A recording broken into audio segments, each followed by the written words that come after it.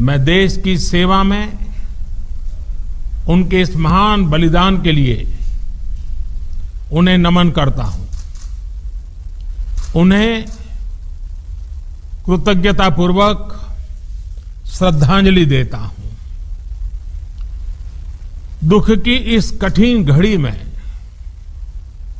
हमारे इन शहीदों के परिजनों के प्रति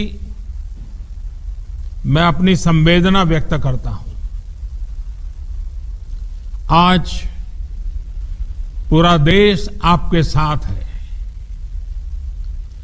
देश की भावनाएं आपके साथ है। चाहे स्थिति कुछ भी हो, परिस्थिति कुछ भी हो, भारत पूरी दृढ़ता से देश की एक एक इंच जमीन की, देश के स्वाभिमान की रक्षा करेगा। भारत सांस्कृतिक रूप से एक शांतिप्रिय देश है। हमारा इतिहास शांति का रहा है। भारत का वैचारिक मंत्र ही रहा है, लोकाः समस्ताः सुखिनो भवन्तु। हमने हर युग में, पूरे संसार में शांति की, पूरी मानवता के कल्याण की कामना की है। हमने हमेशा से ही अपने पड़ोसियों के साथ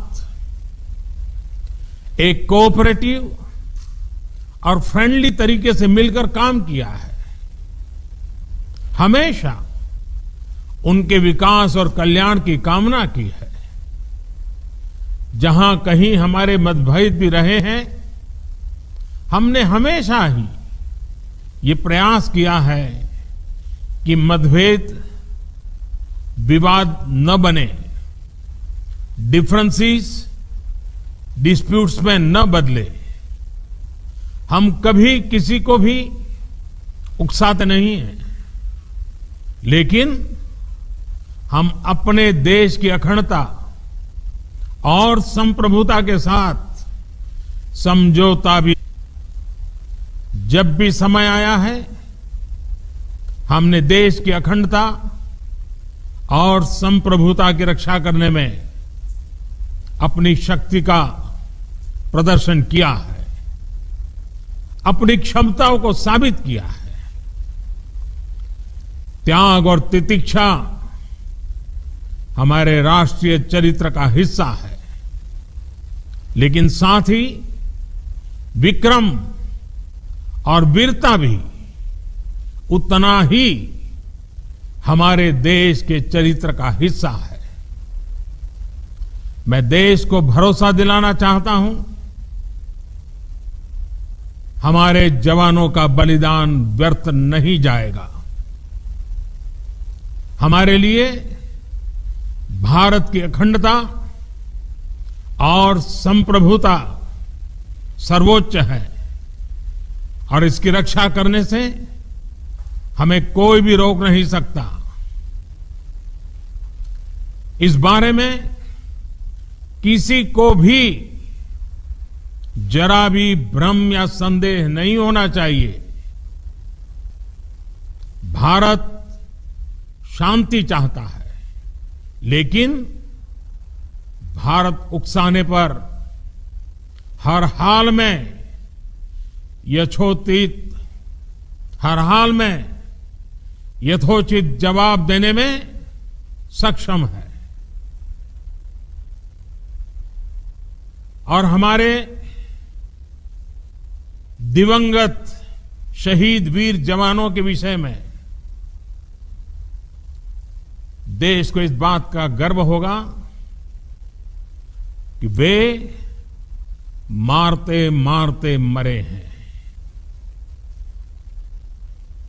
अभी मेरा आप सभी से, सभी आदरणीय मुख्यमंत्री जी से, सभी यहां इस मीटिंग में, वर्चुअल मीटिंग में उपस्थित आप सभी से आग्रह है कि हम खड़े होकर के 2 मिनट मौन रख करके इन वीर सपूतों को पहले श्रद्धांजलि देंगे। उसके बाद आज जो हमने हमारी मीटिंग तय की है उस मीटिंग को आगे बढ़ाएंगे।